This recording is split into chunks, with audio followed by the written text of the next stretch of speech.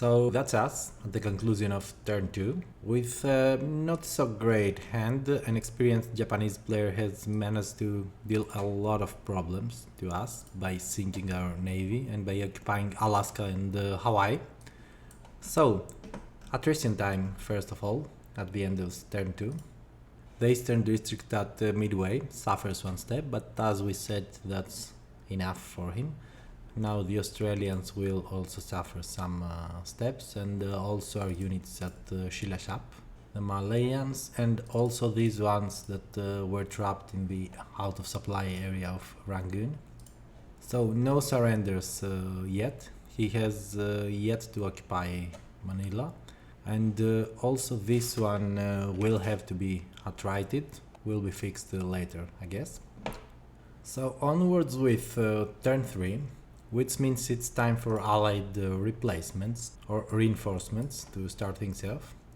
And I'm getting one amphibious shipping point as a reinforcement every turn, except when the war in Europe is that low, in which case I lose the amphibious shipping reinforcements.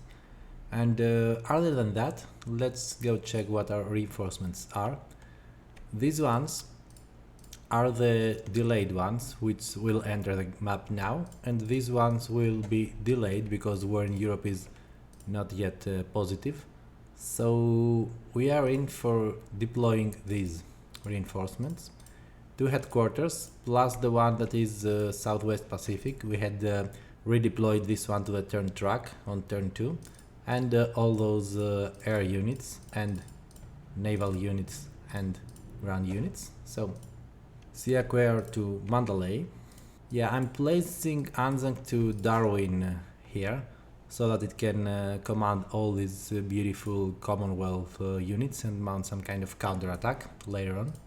Some units also deployed to Darwin. Now I'm reminding the rule, if they are supplied by Anzac, it has to be in the same hex that Anzac is placed. I cannot just place Anzac here and place Indomitable somewhere else. The supply requirements are fulfilled by Anzac only in the hex it is placed at this stage.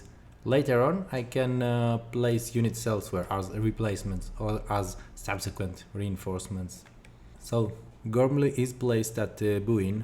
Now you will notice that Jules has not paid any attention at the landing at Guadalcanal, which would render the whole of Solomon Islands, the Australian mandates, under Japanese control.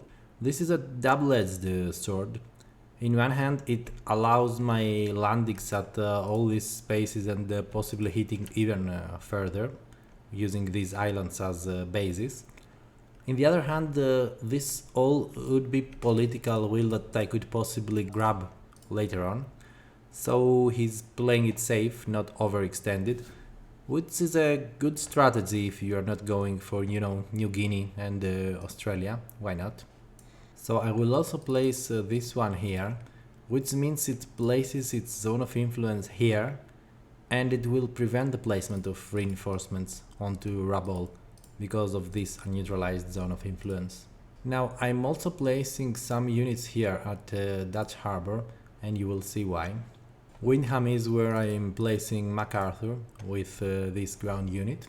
So usually MacArthur is placed on Darwin, but I am placing MacArthur here right now in order to try some strange things.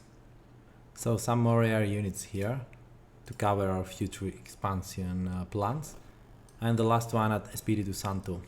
So yeah, I'm regretting this one, moving my air forces back here to play maybe more aggressively at this theater, because okay, he can land at Espiritu Santo, but this is risky. He may stretch himself too thin and possibly be taken out of supply later.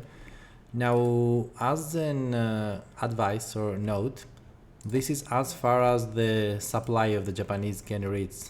12 hexes, 3, 6, 9, 12. Normally he cannot land at Efate and play zone of influence over Numea, New Caledonia. The only way a Japanese player can attempt this is by possibly redeploying like the combined fleet somewhere closer to here. So for example to Enivetok, from which his 13 hexes might be enough to reach Efate, and in this case he can also play Zone of Influence to Numea. Also maybe Quadjaline could be a destination for the HQ. In that case he can even more comfortably reach here and place a Zone of Influence. Now the reason I'm breaking this down is that if you manage to place Zone of Influence here, for example, and also in these locations, then the allied player is kind of checkmated, in the sense that no headquarters of his may trace supply to the eastern map edge if you place kind of a Zoe barrier all around here. So in that case the efficiency of all his headquarters will be reduced by 1, and this might play a big role in his subsequent offensives. Now I will also be doing my replacements, although technically the Japanese reinforcements come first, but this will not affect my movements. So I will use my two ground replacements to bring this one to full strength, and also this one, the ones that had been attrited due to lack of supply. Now as you noticed, I placed Anzac here on the reinforcement segment, and then during the replacement segment this can provide supply to the ground units. This is within 10 hexes range, and this one is supply eligible. So all of this is back in supply, because from 30 we can trace 10 hexes to the column 40 all the way to Kent. Now we will also have some 5 air replacements which can only be used here, and now practically we only have 1 naval replacement because of controlling Oahu. The Chinese one will be forfeited, as we discussed previously. So we're bringing just 1 naval step, and we're bringing this one back to Windham. So we are good to go with our replacements. Redeploying this one to Buna, reminding that the stacking limit is 6 naval units in a hex, and 3 total ground or air units in a hex, with just one exception, that if the long-range bombers and their parent Air Force unit, which is 5 Air Force and 5 Air Force long-range bomber for example, are stacked in the same hex, they count as 1 unit. This is the only exception. So one thing to note is that I have placed that guy here in Dutch Harbor, Alaska. The reason for that is the following. As we have mentioned, he landed at Atukiska on turn 2, so he has to hold it until the end of turn 4 in order to claim that one political will.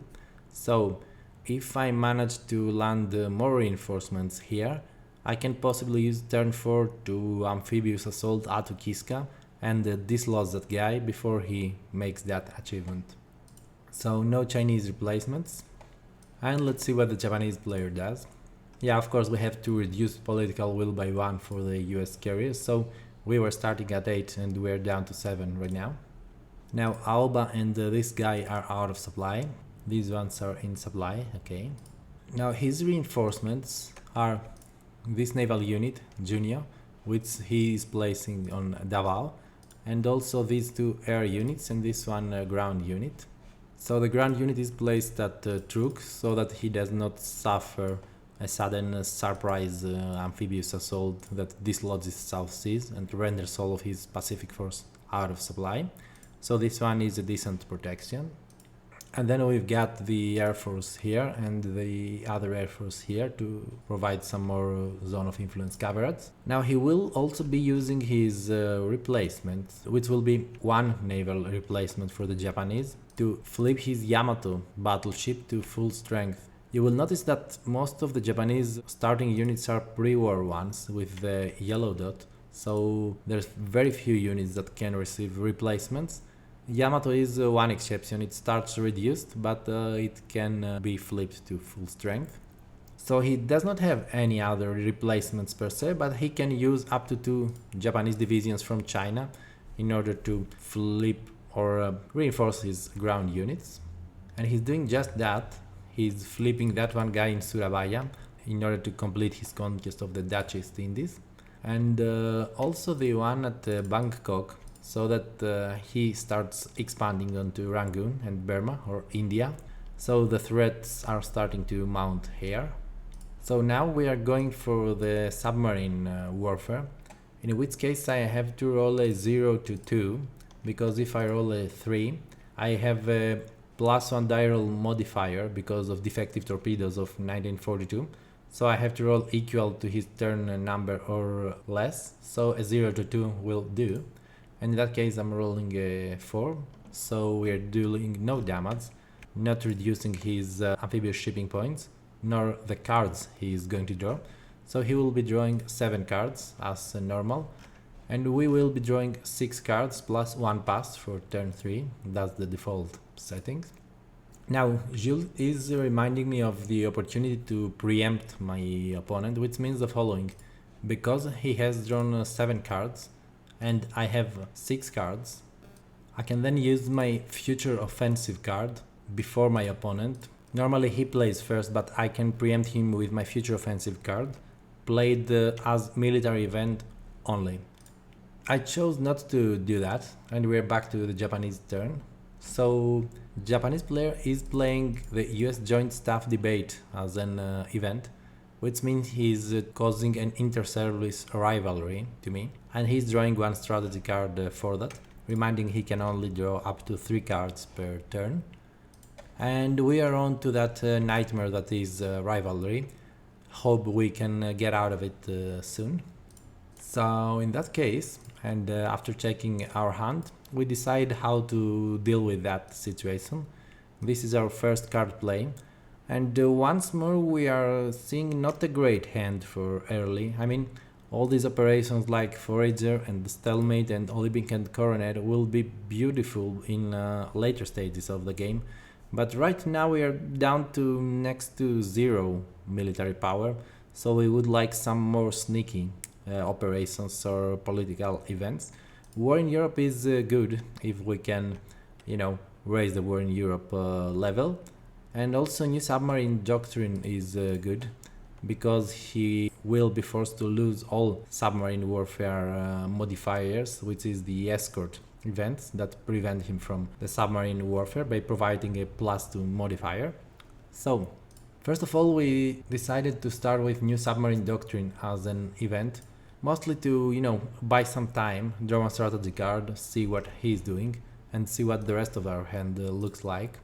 So we're drawing 1 card, and this is Makin Raid, which is a good resource event that allows us to deal 1 step of damage to Japanese air units. So with that, our play is complete, and we have also drawn 1 card. So Japanese second card play for turn 3, and he's playing the Code Change card for operations. This is a reaction card, and a weird one at that, because this is the only one that can be played after an intelligence die roll. So you roll your die first, see whether you are good to go with intelligence, and if you don't like that, you can play this Code Change card after that. So he is now in desperate need of operations, so he's using this 2 operation value card along with the South HQ from Saigon. So a total of 3 activation. Let's see what he does. And he's activating the Surabaya army, as well as the Teluk Betung army and the Ryudzo. And of course we were fixing the attrition step of the Manila army. So Surabaya is moving, the card is of a 2 OC value, and you need just 2 movement points to advance all the way to here. And the Teluk Betung army with Ryudzo are moving to Palembang, which is, as we have discussed earlier, an automatic result, and the reason is once more because he has got a +4 modifier, because Ryudzo is a naval unit in the battle hex and is an active carrier unit in the battle. So this is a +4, -1 for defender in jungle hex, so even his 0 die roll is converted to a 3, which is a 1 times result, more than enough for this army to eliminate this one and grab the resource hex. So just 1 battle hex, the other activation was this move, so he's good to go. In that case I'm not reacting, of course, no headquarters in supply in range of that. Maybe MacArthur could do something, but not worth it to, send my guys all the way up there, and by all means it would be maximum 10 hexes anyway, so even if I want to move Enterprise, 10 hexes are not enough to approach this battle. So this is an automatic battle. This guy is eliminated. This one is Japanese control, bringing the Japanese resource total to 7. So Ryujo is post-battle moved here, and we're ready to play our card. And we have opted to play the Makin Island Raid as an event, which means I can deal a one step of damage to a Japanese air unit that is on a non-Japanese islands hex and within the range of a US HQ. Let's see which one we choose. We choose the one from Kuala Lumpur, which, if I'm not mistaken, is within range of MacArthur. He's got 20 hexes, so 3, 6, 9, 12, 15, 17, yeah, sure. So this one is eliminated, an elite ground force, which is a cool thing to do as the allies, always. And these guys are again back in supply, possibly not for too long. Now time for the third Japanese card play, and Jules is using Grand Escort Command as an event. Now this is one of the events that provide the escort modifier for submarine warfare. But as you have noticed, we have played the Submarine Doctrine, so these ones are not playable as escort modifiers. So he will be using the event, but without the bonus. So logistic value of 2, plus 3 for the combined fleet, so a total of 5 activations. And he's activating the Air Force from Manoi, the Army here, also Junia from Davao, and the Hong Kong Army. Or rather the Bangkok Army, also the one at Saigon, again deactivating Junio in favor of Nagato, which is at Miri. So he's using one amphibious shipping point for an amphibious evasion with his army, or a second one, because he's using that army from Bangkok to amphibiously assault Tarakan and make sure he does destroy this unit. Now he's also bringing Nagato here, so that I don't do some tricky reaction by bringing my naval units there. We've also got the air unit onto Miri, which will support this battle. Now you might wonder why he's bringing that many factors. The reason is, as you saw previously, if you attack with a one-step army, there's always the chance for a 0, and he does not want to risk that. He is trying to play it safe with this 2 steps army. And now, if he didn't bring a naval unit, and I reacted and brought one naval unit, whichever, the amphibious assault would automatically be cancelled, and the unit would suffer a one-step loss and forced to go back by post-battle movement. So he definitely needs some naval escort, and even with that naval escort, if I bring Enterprise here, for example, which means he will not be able to damage me, and I will be left with an air or carrier unit versus no air or carrier unit of the Japanese, the amphibious assault again would automatically be cancelled, and the unit would be forced to turn back because the air-naval combat would be considered lost if I am the only one with air or carrier units remaining. So he needs those two for the escort. Then his army is moved to that hex which is next to Rangoon, the northern edge of the river Kwai Bridge. This is Battle B, so that's why he used the Grand Escort command as an event, because if you notice closely, it's a logistic value of 2. Compared to his OC value of 3, this would be one more activation if he used it as an OC value, but this would allow him only one battle hex. In this case, he's allowed more battle hexes. So he's supporting that battle in case I have any smart idea of intercepting with my air units. Now time for our reaction. His event was again a 7 intelligence value 1, and in this case he has entered our Zoe, so anything but a 9 will do. So we are activating these units after apparently forgetting to roll for intel. Also the long-range bomber through here, which is in range of Anzac. So 3 activations will do. I had up to 4. So Warspite is attacking Nagato, And we've also got this long-range bomber coming from Buna through Biak and then here with its 6 range, 2 legs of movement. And I'm also bringing Indomitable. The reason I'm doing this so carelessly is the following. It does not have the air parity to deal 2 steps of damage to both my Indomitable and my long-range bomber. The maximum he can do is possibly 1 damage to the Warspite and 1 damage to Indomitable, which is no small feat, but you know, it's worth trying to damage these strong Japanese air units while we can. So this is all Battle A. Now let's roll for the intel, even in retrospect. It is a 0, so we are good to go.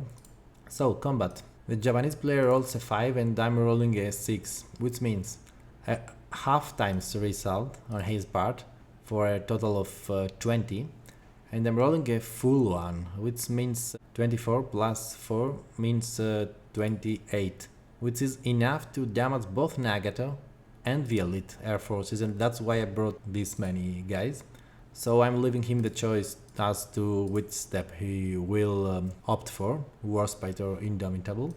And either way, the amphibious invasion is unsuccessful because he's left with 12 factors, and even if say Warspite is reduced, I'm left with like 21, which means he loses the air-naval combat, and we might be able to frustrate him even more by failing this amphibious assault once more, despite all of his protective measures. So let's go for Battle B, which is this one. And this one is pretty much automatic, no need for rolls. So yeah, he's controlling the northern edge of the river Kwai, and he's threatening our Rangoon with all these attrited units that are out of supply. Post-battle movement of mine would be the long-range bomber back to where it started, and then Indomitable and the Warspite back to Darwin. He's opting to damage my Warspite after all, because this is stronger. And he's post-battle moving back to Kuala Lumpur and back to Saigon, rather. And Nagato is back to Miri, and that army goes to Davao. Stacking limit is all good, 2 air ground units, good to go. Now, time for our third card play, and in that case we are spending our pass. Okay, we have bought much time, now time for the 4th Japanese card play. And he's playing Imperial Intervention for operations. This is a good political event to end some Japanese inter-service rivalry, which would be really troublesome for him. But again, he's not in any kind of inter-service rivalry and he needs operations, he needs them now. So he's using the South Seas headquarters for that.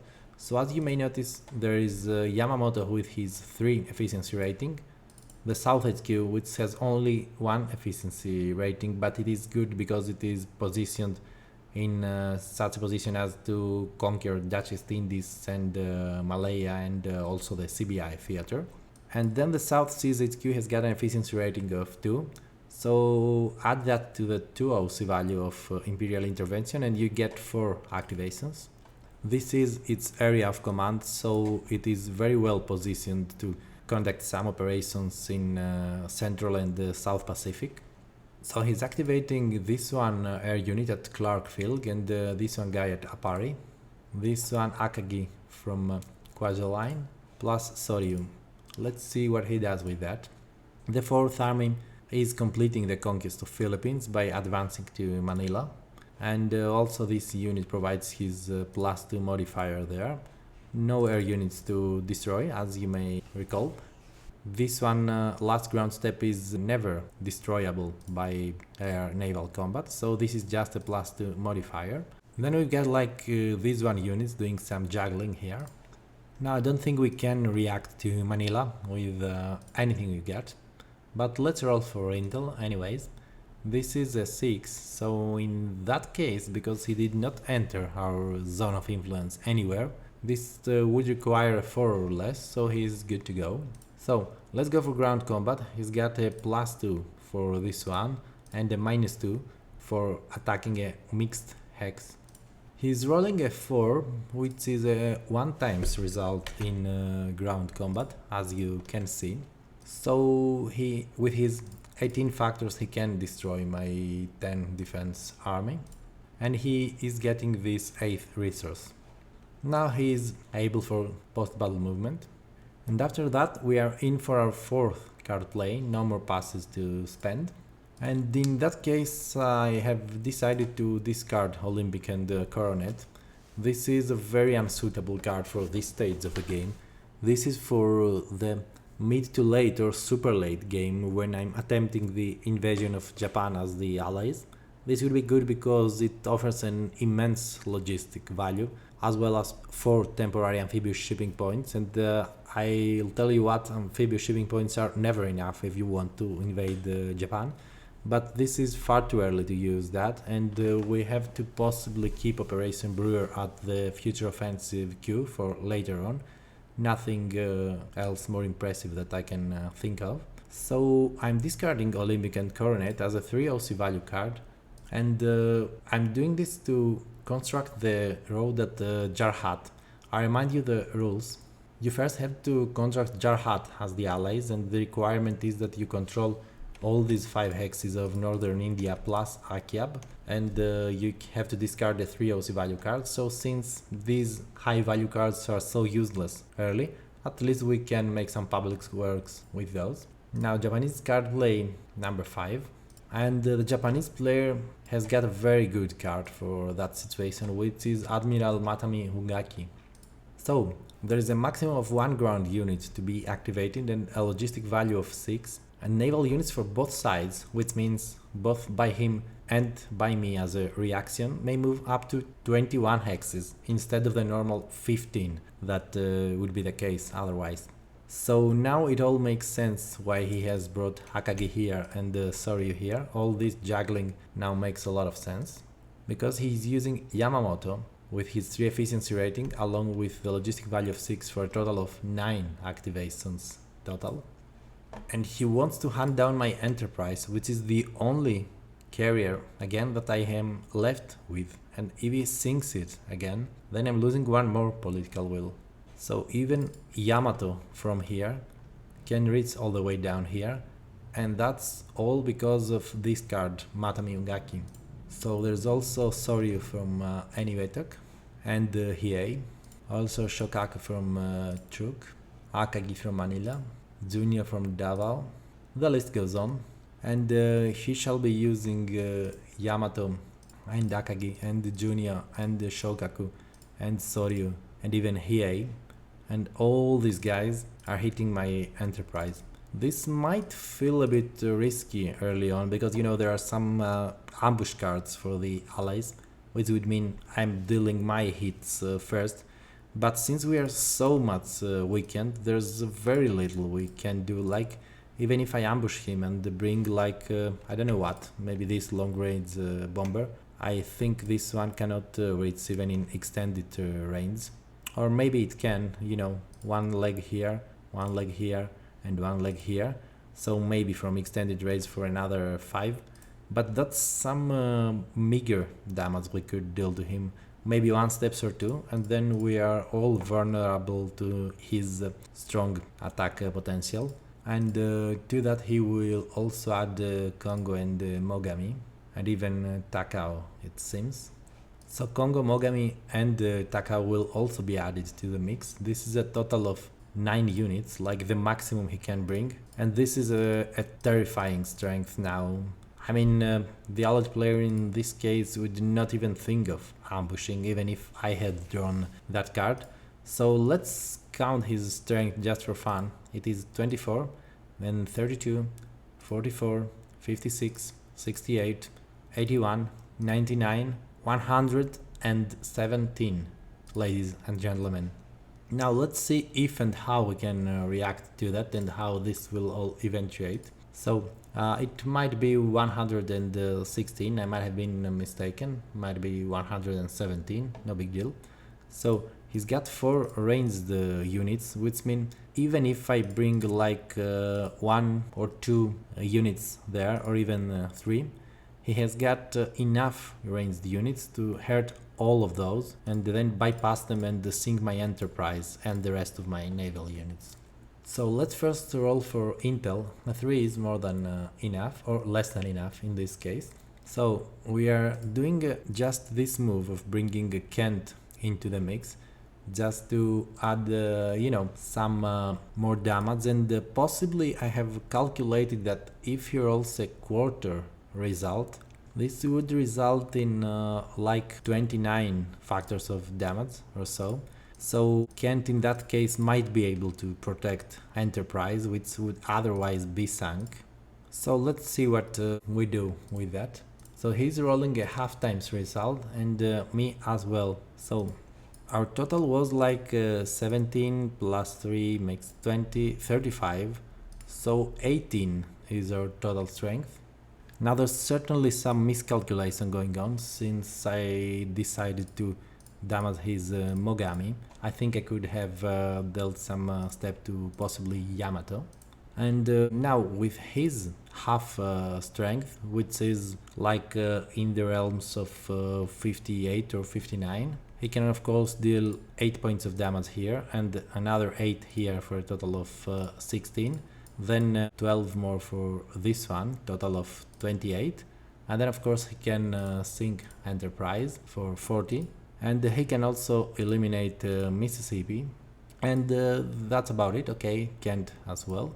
And that was about it. And Kent is redeployed back to Port Moresby, which means our last American carrier is again sunk for one more political will loss for the Allies, and no less importantly, crippling our naval capabilities for the future expansions. I shall remind you at this stage that starting turn 4, I will have to start chasing my progress of war, and without Navy, progress of war is really damn hard, I have to assure you. You will see why shortly.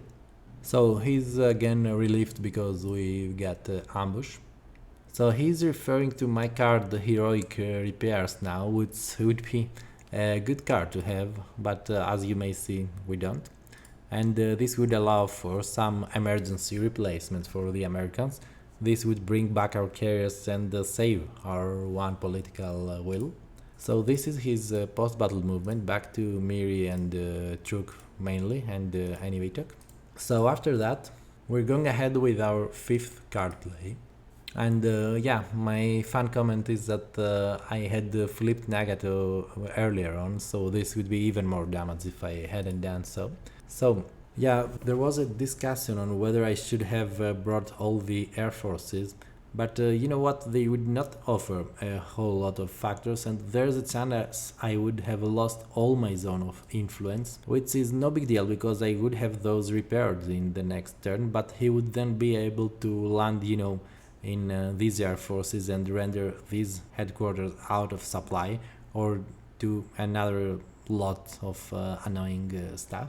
So in that case, I'm also discarding Operation Stalemate for some more construction works in India. So the Indian government is doing some really good work of constructing roads, and this results in Kunming again being a supply source and the Burma Road being reopened. I'm also debating whether I should go for Imphal route instead of Lido. I remind that after Jarhat you can choose which one of the two you want to construct. Now, for the most part, Lido is a more defensive option and Imphal is more aggressive option because this shortens your path towards Rangoon and then the rest of the CBI. So if you want to do some counterattack as the Allies, this is the best option, but this can also be used by the Japanese if they expand onto Rangoon and then onto Burma. So this is pretty risky. It might lead in the Japanese overrunning Burma and destroying the CBI. So the most defensive one would be Lido, and in that case I'm opting for Lido for some more safe play. Spoiler alert, I'm going to regret that very soon, but no worries. So these ones are in supply again. So by using all these 3 OC value cards, which would otherwise be useless, we at least have managed to solve our immediate supply issues in the CBI. Now the next emergency task to do would be to evacuate these weak guys from here, because otherwise he would be able to take Rangoon even faster. One reason is because we are fully stacked here, 3 ground units. We have to evacuate those so that we bring stronger guys here. The other reason is that the way the ground combat works, the winner is the one who deals more steps of damage. So by having those guys here, I'm actually increasing my chances of losing the ground combat. So yeah, as Jules correctly is stating, it's now or never for Rangoon, and he's playing high altitude interceptors as 3 OC for operations. So this is normally a 2 air replacements event. You know, this is the other side of the coin. If you're Japanese, you want these cards later or in the game when you want to defend against the allied counterattack. But right now he wants operations early on. He wants to be proactive, at least until turn 4 and then the early 1943 part, somewhere like this, and then he wants to switch to defensive posture. So he's using it for operations, and since he's using the combined fleet of Yamamoto, this is like 6 activation total. He's activating this guy, of course, which again is within his activation range, because I remind you, the line of activation does not work like supply. He can just pass through any hex where there is no enemy, if it is a land hex side, and he can cross any water hex side that is not a neutralized enemy zone. So he has kind of a clear path from here to here, and this is a 21 column and this is a 34 column, so he's within his 13 range. So there's Yamato, and there's that Air Force. The 18th Army is activated from Tokyo. Also, this one is deactivated in favor of something else. This one Air Force is activating from Davao. So he's using some amphibious shipping points because he wants to land this one from Tokyo onto Fogelkop. So the card is a 3 OC value, so he can amphibious assault like 15 hexes away. And if you count the hexes, it is precisely 15. That's not random, that is, I guess, intended by Mr. Herman that such things are allowed. So, because I have no zone of influence here, I cannot react actually, so he is grabbing this resource. He will go up to 9. Now, Yamato is attacking Rangoon from Miri, and we've also got this army stepping in. Now we've got this Air Force and the other Air Force going to Rangoon, so that's again some overwhelming odds, like 18 factors from here, plus 32 factors from here, for a total of 50 factors, plus the 20 ground unit factors. And we are left to defend with, you know, these 2 air units and this one weak carrier, which is Hermes, so not many chances to do so. So let's see how we react. First of all, we have to roll for intel, and in this case with 6, it's barely enough, because, you know, it would normally be 5 for his OC value, but because he has stepped in our Zoe, we can react. So we're activating the SIAC headquarters and activating this one air unit. This is the replaceable one. If I had activated this one, you can see that it features this yellow dot, which means it cannot take replacements. So we're rather sending the SIAC air unit to defend. The reason is that, you know, if I roll a full result, I can deal 1 step of damage, but more importantly, if I had no air or naval units in this battle, all these factors would damage our ground units. So I want at least to have this one be sacrificed to save our ground units, and possibly allow this total of 12 factors to deal some damage to his ground unit. So let's go for the combat resolution. He's rolling a full times result, which will eliminate this air unit of mine. I'm dealing a half times result, which is insufficient to deal any damage. So now on to ground combat. He's got a +3 because, you know, +2 for the naval unit in the hex, +2 for being the only player with air units in the battle, -1 for defender in jungle hex, so a net total of +3 for him. And he's rolling a 9 and I'm rolling an 8, so in this case an 8 As you might see, is a 1.5 times result, and he's dealing a 2 times result, so his 20 is doubled to 40, and my 12 is modified to 18. So me with my 18, I'm unable to deal more than one step of damage, and of course with his 40 he can eliminate all this pile of units. So again, Rangoon under Japanese control. Okay, so this is his 10th resource, and most importantly, this is the gateway to the rest of the CBI. Now, reminding, in order to conquer Burma, the Japanese have got to control Rangoon, Mandalay, Lashio and Myitkyina, and the road is all open for them to do so. And most importantly, this is the only port in the CBI and in Burma other than the Indian ones and the Ceylon ones. So if he wants to start tracing supply and even considering expanding further, he needs control of Rangoon for supply purposes. So post-battle moving some units here and there, Miri and Rangoon. The other guy returns to Davao. Now we have to at least try and hold on to CBI, because you know the rest of the map goes so poorly. We are eliminated from the Pacific, all but Hawaii and some few scattered forces in Australia and the Mandates.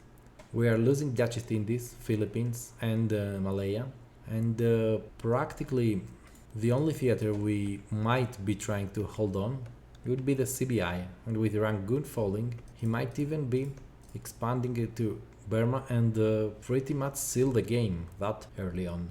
If you're wondering how these guys are in supply, there's a funny story I could tell you. They can trace overland by this headquarter.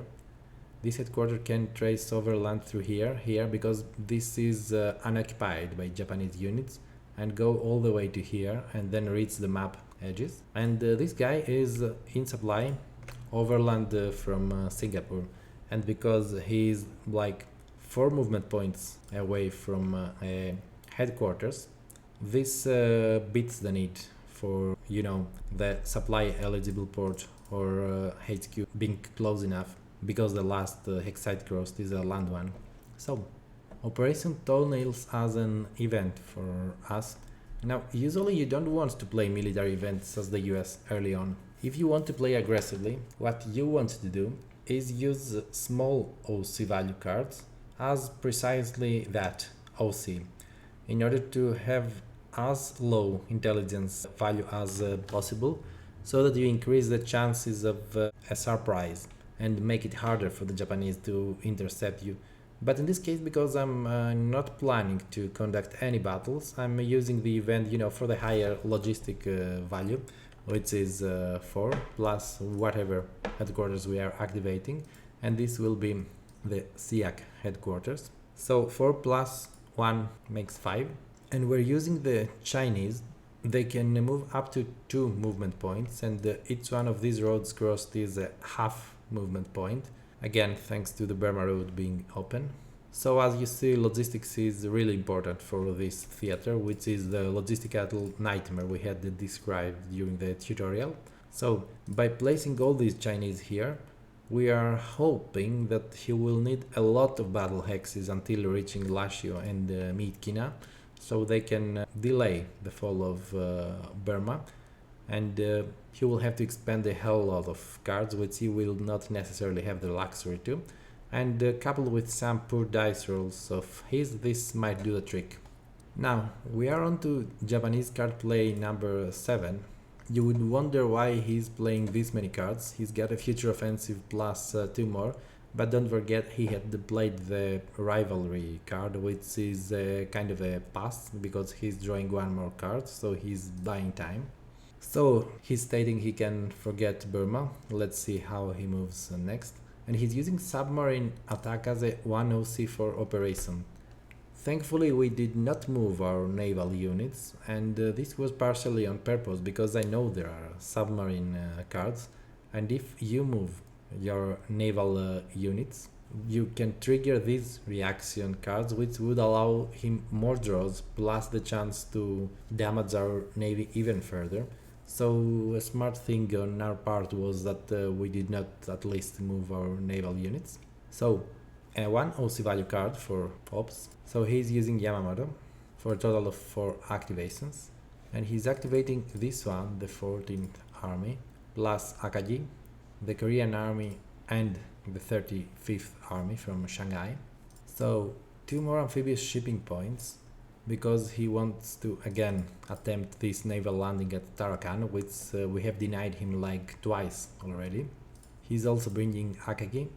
Now Jules is correctly stating that he doesn't even need Akagi and the modifiers, because even a half times result, which is the lowest possible in ground combat, is enough to eliminate my garrison, and I have no way to react because again his card is of 1 OC value. So I would have to bring some unit like within 5 hexes, which of course I don't have. So Akagi deactivates, and he's activating his marines.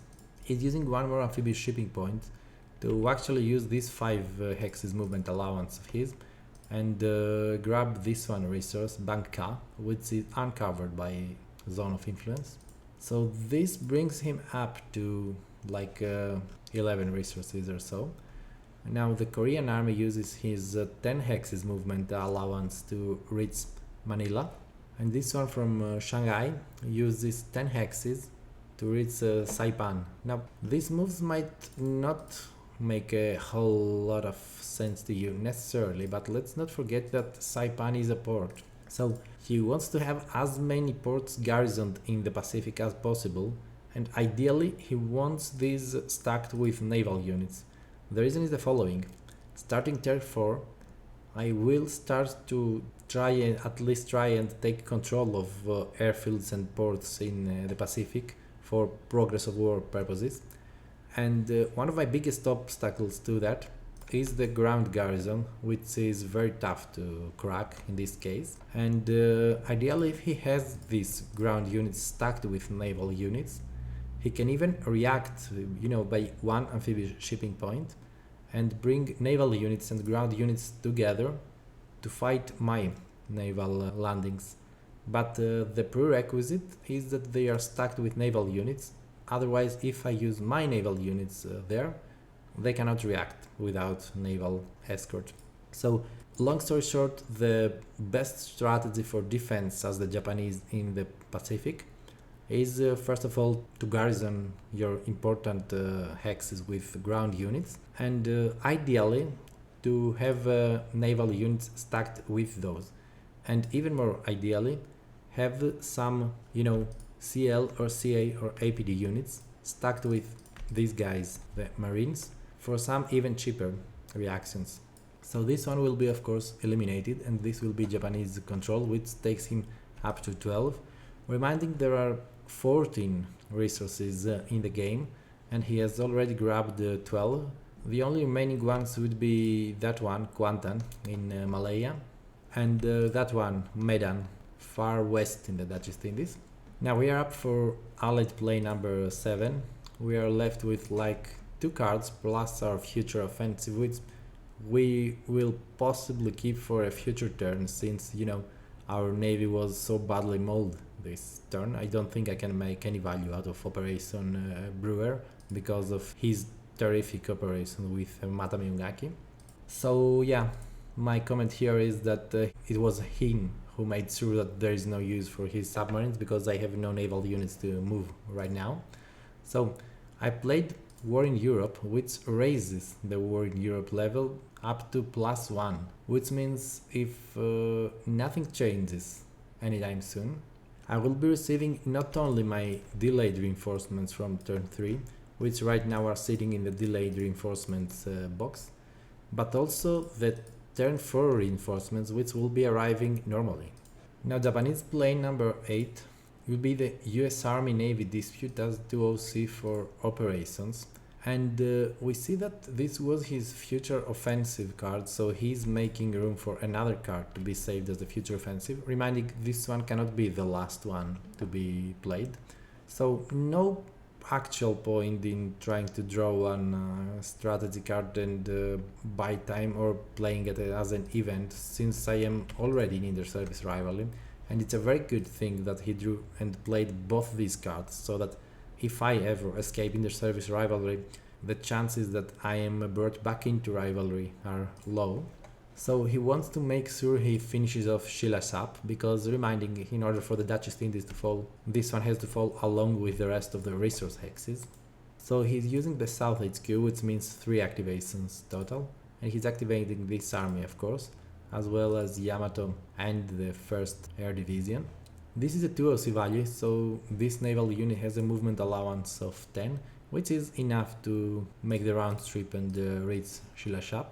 2 movement points are enough for this ground unit as well to step there. And then we've got this air unit. From here it can attack at normal range, so he's got a total of 28 strength in this battle. Of course, I doubt we have any way to react to this. So we first have to roll for intel, and in this time this is 9, which is always a failure. And now, because he's got the surprise, this is the first case in this game that we can see that he's got the +3. He's enjoying this +3 modifier in air naval combat for surprise attack. So the least he can roll is a 3, and this is a 1/2 result. So because he's got 28, this would be more than enough to eliminate our 8 defense Dutch unit. And since he's dealing his hits first, I don't even get the chance to try and hit a critical onto him, because I'm eliminated first. And then we can go to ground combat. Again, he's got a net total of +2, because Felisaz is a mixed hex, so -2. And then +2 for naval superiority and +2 for air superiority, so a net of 2. So he fails only a 0 roll, because this would be modified to 2, and his 18 factors would be unable to eliminate my 12 factors. So he's rolling a 7, and as a result, not only is he taking Felisaz and destroying my ground unit, but also my Abda headquarters is eliminated. This is one of the 2 headquarters, along with Malaya, that will not be returning. It's gone once and for all. So post-battle movement for the Japanese. Yamato goes back, this air unit as well. Now we have one more card play.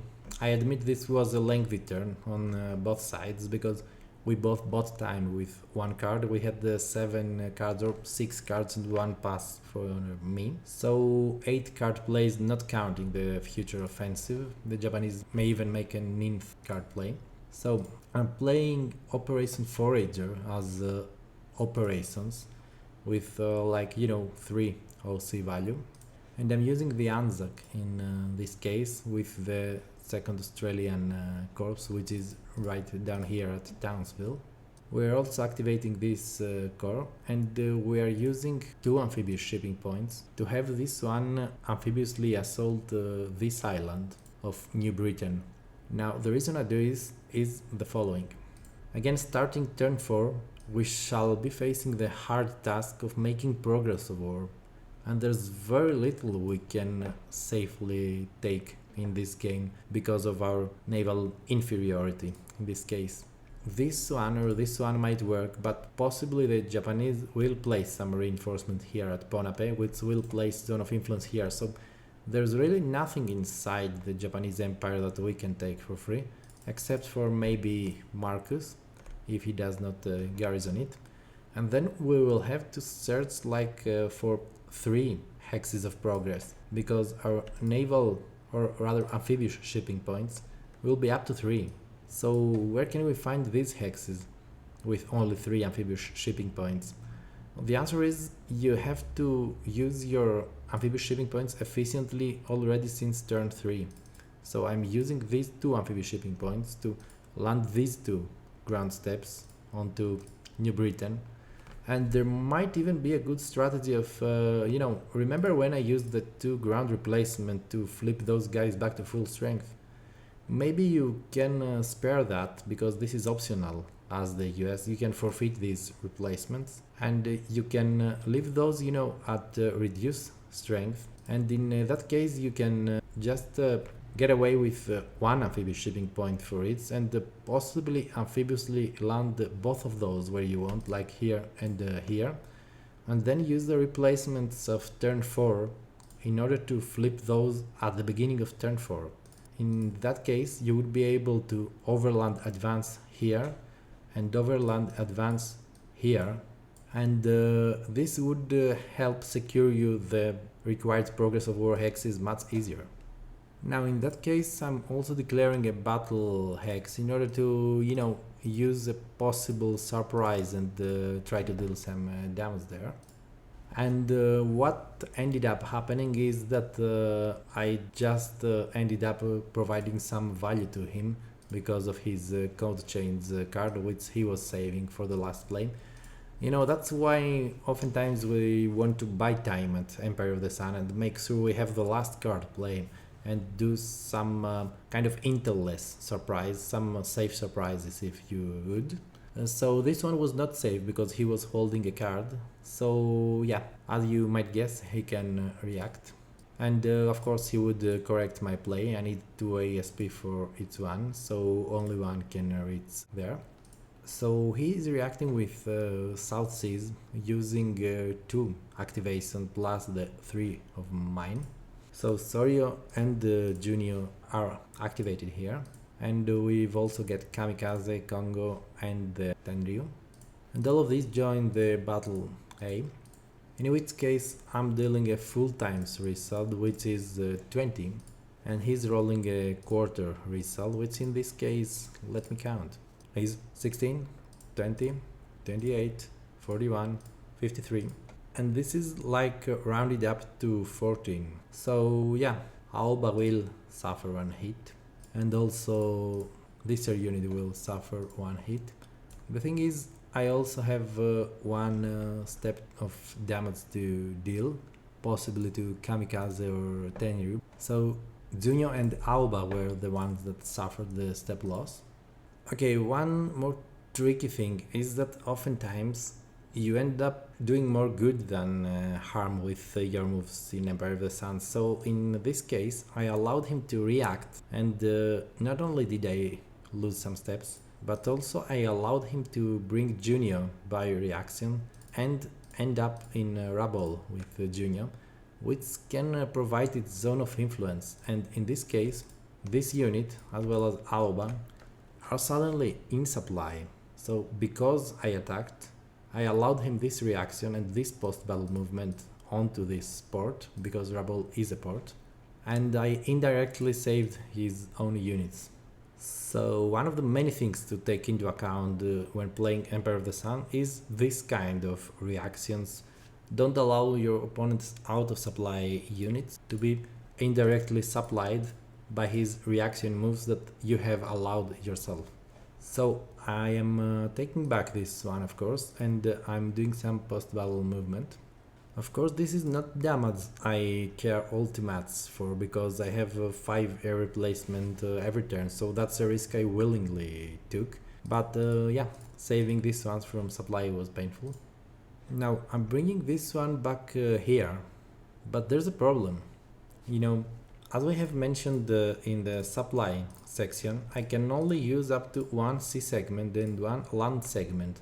So by using 8 hexes to here and 9 hexes to here through land, I then have to switch back to sea again, which is not allowed.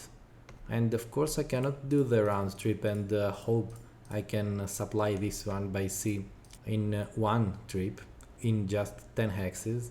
So this one is actually out of supply, and I never noticed this one actually until much later in the game. The good part is that my opponent didn't notice that either, so we ended up fixing that much later. But this is a good lesson for new players as well as more advanced one, that sometimes you have to be mindful of these supply peculiarities. Just 1 sea segment and 1 land segment, and then you're done for. In that case, because I placed Anzac at Darwin instead of, say, Port Moresby or Townsville or Gilgilly, supplying this one is tricky. So that was my last operation for this turn, and let's check what the Japanese player is doing. Now there's an interesting debate, if I had not messed up the ASP cost of this unit, I might have activated one more long-range bomber, which in this case would have enough damage to possibly hurt Congo, but the Japanese player would probably not have brought Congo inside because he would not risk to have this strong naval unit of his being hurt with his 13 attack and 14 defense strength. So he's finishing the turn with Colonel Tsuji, which is a pain. This is one of the best Japanese cards in the game and the only surprise attack for the Japanese. The Japanese have no surprise cards for air naval units, but they have only this one for ground operations. So only Japanese ground units may be activated, logistic value of 3, and in ground combat that occurs in jungle hex or mixed hex or Malaya for the duration of the offensive, they get a final die roll modifier of a +4. And of course, because of all this buying time, and because we couldn't use our Operation Brewer this turn to buy more time, he's got the last card play, and he can safely conduct his surprise attack. So right now he can activate a whole lot of ground units without any fear of interception. So south is the one headquarters to be activated, and it can activate this one, also this one at Kuala Lumpur, and also the Korean army. Lastly, this one from Rangoon. Now the thing is, Colonel Tsuji provides a logistic value of 3, and coupled with that one, that's all he can do for activations. So the last amphibious shipping point of his will allow one step to be transported and amphibiously assaulting Medan, which is the last resource he needs to seal the fate of Duchess Indies. Then he is also advancing onto Kuantan, and these guys are moving on to Rangoon. I mean, the Korean guy is moving to Rangoon by using, again, I'm reminding 20 hexes because it is 2 times 5 times 2 because this is strategic movement. So 20 hexes are enough to make it to Rangoon to allow time for this one to advance here. Now you would notice that he's only got 10 factors of damage and he is intending to deal 1 hit to this 12 defense ground unit. But as you might notice, with his final die roll modifier of +4, he just needs 1.5 times result of 7, so if he rolls a 3 upwards, he's good to go. So let's resolve. This one is automatic, because he can of course deal the 1 times result with a +4, and this is the 13th resource hex. The B1 is also automatic, because even on a half times result he would eliminate my unit, and I have insufficient damage to fire back. So 14 resources under Japanese control. Everything is going smoothly. Duchess Indies has fallen, along with Philippines and Malaya. Actually, Malaya will have to have its conquest completed next turn, because he has to also take Singapore. Now, Battle C. Here he's rolling a 2, and as I told you, he needed a 3 or more. So this guy will return to where he came from. So that's it. Now the despair in Washington. We have lost our carriers. We have lost Midway, which is Hawaii. So Philippines and Indonesia also fall, because he's controlling these 2 and these 7 resources plus Shilas up. So this is a total of 4 political will subtracted. We're in some real danger. I should also remind you that if he takes Singapore, we lose 1 more political will, and then there is Burma for 1 more, not to mention the danger of India falling soon. And there's also the chance he can destroy our navy again. I will be getting some meager carrier reinforcements, and if he manages to destroy them again, I'm losing 1 more political will. And lastly, I will also lose much political will if I don't achieve my progress of war, which at this stage is very likely to happen with these crippled naval forces of mine. So these ones will be eliminated because of the fall of Philippines. These hexes are all Japanese controlled now, as well as all these of Dutch East Indies. And also the Dutch ground units are eliminated.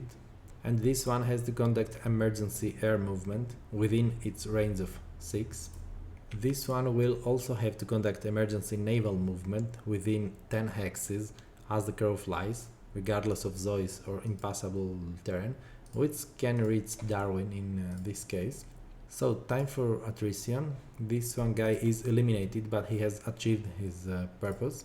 This one is out of supply, and this one emergency naval moves.